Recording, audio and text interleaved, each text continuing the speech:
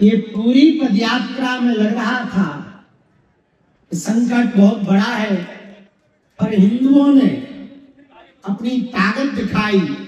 बागेश्वर परिवार ने 9 दिन बड़ी 10 दिन बड़ी मेहनत करी।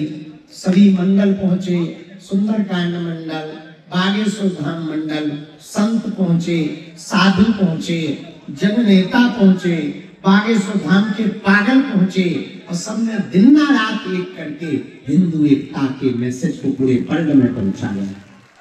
और इतनी कठिनाइयों के बाद जब 8 लाख से ज्यादा लोग वृंदावन में सभा में खड़े थे, तब ऐसा लग रहा था भारत हिंदू राष्ट्र तो होकर के रहेगा।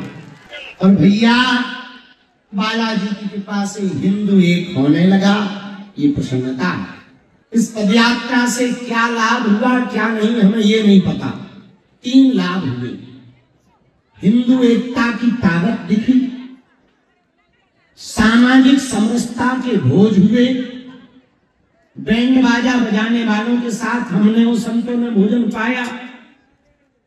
जिन्हें समाज में एकदम अछूत मानते, उनके साथ हम जब संतों ने प्रसाद पाया तो उन गांव में चर्चा हुई कि अब गांव में छुआछूत नहीं रहने। और तीसरा जो फायदा इस पदयात्रा से हुआ, वृंदावन में जो मदिरा की दुकानें खुली थी उन पर कार्रवाई शुरू हो गई। इस पदयात्रा का लाभ तो हुआ और इतना ही होता रहे तो वो दिन दूर नहीं जब भारत हिंदू राष्ट्र हो जाएगा। और सबसे बड़ी बात, पदयात्रा बालाजी की थी तो जिनके पास RDX पकड़ा गया, पता है कितना पकड़ा? 2900 किलो, लगभग 3000 किलो बम बनाने का सामान। आप जानते हो क्या होता? दिल्ली जैसे 20 शहर विस्फोट में उड़ जाते, इतना बारूद पकड़ा गया। दिल्ली जैसे 20 शहरों को उड़ाने की उनकी प्लानिंग थी, और उन्होंने सोचा पहले पदयात्रा को टारगेट करें, और वो गलती कर गए। तो बजरंगबली की पूंछ में आग लगाने की गलती जैसे राक्षसों ने की, हनुमान जी की पूंछ में राक्षसों ने क्या गलती की?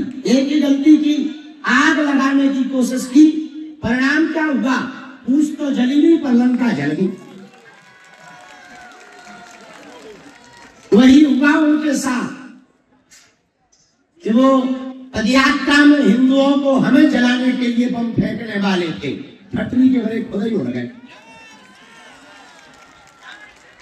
अब लोग कहते हैं कृपा क्या होती, बताओ इससे बड़ी कोई कृपा होगी? हाँ, एक जरूर गड़बड़ हुई। दिल्ली में जो विस्फोट हुआ वो नहीं होना चाहिए, वो जरूर गड़बड़ हो गया।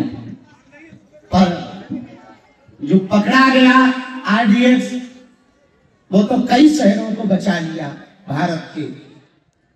और खूब इस पदयात्रा में जीवन में बहुत अड़चने आई। शुरू में आई, बीच में स्वास्थ्य की आई, भगवान ने भैया कृपा कर दी, लौट के उल्लू घर को आए। पदयात्रा हमने अपने लिए तो की नहीं, हमारा तो कोई लाभ ही नहीं, नेता बेटा हमें बनना नहीं है। हिंदू बचेगा, दिल्ली से हिंदू एक होगा। बालाजी के दर्शन हुए थे,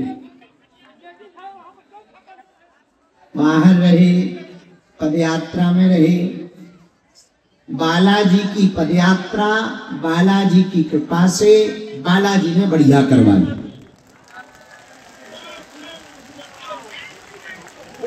पूरी दुनिया ने हिंदू राष्ट्र के लिए हिंदुओं की एकता का ज्वार भाटा देखा। छलकता हुआ समुद्र तुमने देखा होगा, पर हिंदुओं का बहता हुआ समुद्र 10 दिनों में चला। जहां देखो वहां भारत हिंदू राष्ट्र की जयकारे लग रहे थे, हिंदू एकता के नारे लग रहे थे, हिंदू एक होने के लिए प्रबल थे। और सबने प्रण लिया अंतिम दिन भारत को हिंदू राष्ट्र बनाकर रहेंगे।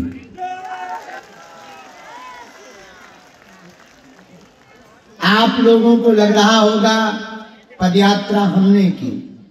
गलत, बहुत गलत।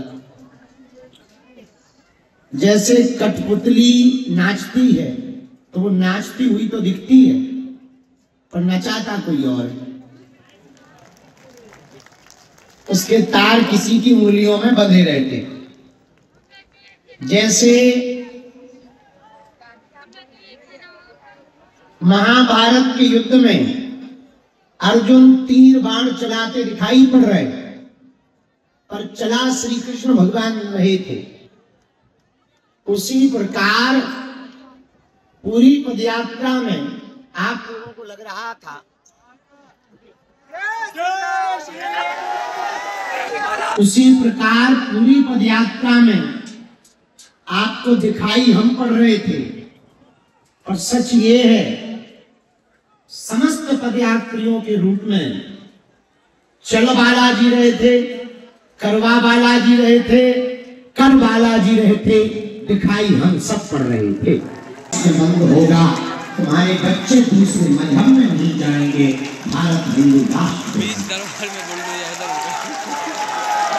मिलन की पदयात्रा बांके बिहारी से थी। हम तो कुछ है ही नहीं, हलवा राम। पर भैया इतनी बड़ी यात्रा, इतने झंझट आए, शुरू में विरोध हुआ, आतंकवादी पीछे लग गए, बम विस्फोट हुआ। फरीदाबाद में हम जहां रुके थे वहीं आतंकवादियों के पास कट्टा, बंदूक, AK-47 पकड़ी गई, RDS पकड़ा गया और खूब तैयारियों में थे वो डराने की कि ये डर जाएं, भग जाएं। और इसी को तो कहते हैं बालाजी की कृपा। उन्हें मुंह तोड़ जवाब मिला, उनकी ठठरी बड़ी, वो पकड़े भी गए आतंकवादी और पदयात्रा सफल भी हो गई। इस पदयात्रा से क्या लाभ हुआ क्या नहीं हमें ये नहीं पता। 3 लाभ हुए। हिंदू एकता की ताकत दिखी, सामाजिक समरसता के भोज हुए, बैंड बाजा बजाने वालों के साथ हमने और संतों ने भोजन पाया, जिन्हें समाज में एकदम अछूत मानते, उनके साथ हम जब संतों ने प्रसाद पाया तो उन गांव में चर्चा हुई कि अब गांव में छुआछूत नहीं रहने। और तीसरा जो फायदा इस पदयात्रा से हुआ, वृंदावन में जो मजरा की दुकानें खुली थी उन पर कार्रवाई शुरू हो गई। वीके न्यूज, राष्ट्र के नाम।